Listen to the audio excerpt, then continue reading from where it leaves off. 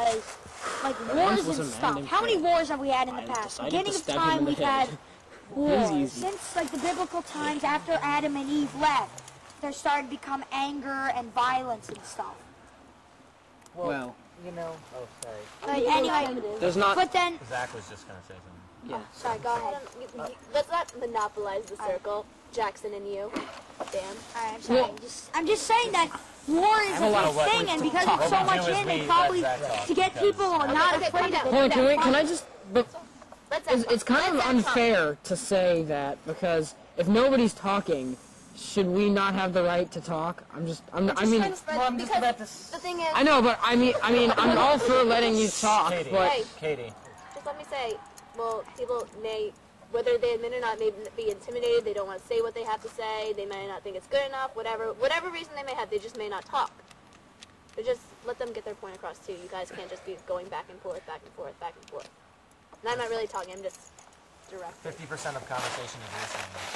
You have one person that's saying something, and one person is listening, and we can have a lot of listening going on, and that's fine.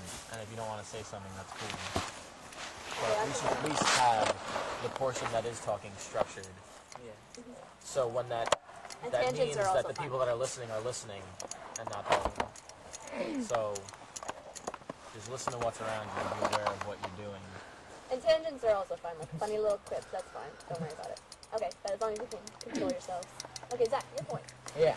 Well, like here's just a thought: is do you think that maybe the reason violence is so present even today is because even though we're so far from nature, like our roots, you know, all we saw was nature. That's where we got our influence. That's what we drew paintings of on like walls and stuff and caves.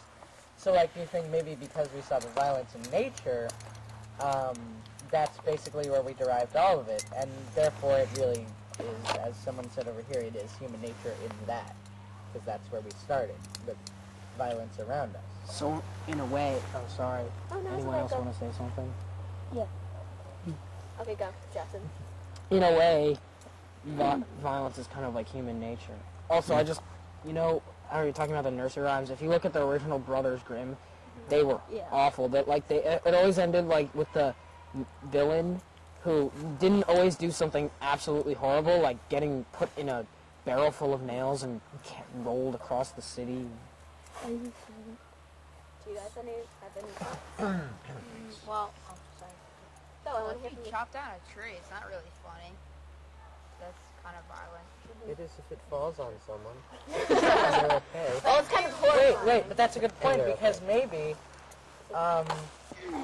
that's where you bring up a good point is that, you know, maybe at first nature, like violence in nature wasn't necessarily a funny thing because, you know, if you think about it, that's what cavemen were around. All they saw was this violence. So, yeah.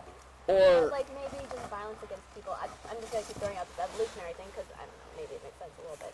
But just to continue the species and make sure that the genetics are as best as they could. And if someone gets hurt and they get hurt for a good reason, like say they're cutting down a tree and they slip and cut their own leg off and die. Maybe that's a little bit funny. I don't know. I'm not saying. I'm just saying maybe that it's not necessarily frowned upon. It's funny if someone throws a banana pie on their face. It's funny You when just someone want puts on a banana the good peel. things in it. Obviously, if they did to themselves, they shouldn't be that great at life. Well, technically, it's not really the action. It's the way the action happens. It's not the result of the action. Like, if someone's head just gets chopped off, that's not funny. The way it got chopped off might be funny, but the result of that is not funny. It's in like a comic way. Well, Yeah, like a tree falling on a house. It's funny if you just on a house. It's not funny. It's not funny because Inside that. yeah. the grandma is son. And you don't necessarily look at something, you know, on the news and be like, oh, that kid was shot. You know, that's hilarious. It's more like when you're in the comfortable nature knowing that nothing is wrong, that you can laugh at it. Like you said, the uncomfortable laughter. Well, Like someone slips and falls. And Yeah, and you know that it's fine. Like slipped on a banana peel. It's Yeah, funny. there we go. Doesn't That's hurt. Or maybe, I think that, could it be possible, someone said that you don't laugh when someone cuts down a tree. Could it be possible if it's the reaction that makes you laugh also a little bit? Oh, yeah. For some people, like if someone dies, I'm like, and they reach out to them, they're like, I love you, and everyone's like, oh, but if someone dies and they're like, oh no, I didn't get to eat my chicken sandwich or whatever. Yeah. And then, I just have to say something. Like, something's exaggerated. Before I go on, Well, I just wanted to say that I read that scientists believe that laughter was originated when cavemen or Neanderthals went hunting, and they were like about to get trampled or something, and then they didn't get trampled. They would laugh to say that it's all okay, like that, so that they're not in any danger. Yeah, That would make Oh, wow, sense that's with really Well- cool. Yeah. I don't think you can define what's when laughter started. It's really dark. some violences are Does it have night exaggerated, vision? and they make I it don't look think. I don't really know. funny. There might be a button. Mike Tracy, pay attention. I was and helping it with makes this things camera. look really, really funny. Like there's this Family Guy clip I was watching, and this guy's like, this guy just at his breakfast machine. I was moving and doing all these things. I would make breakfast, and he's sitting on the table. All of a sudden, his gun comes out and shoots him in like the arm, and he falls on the ground.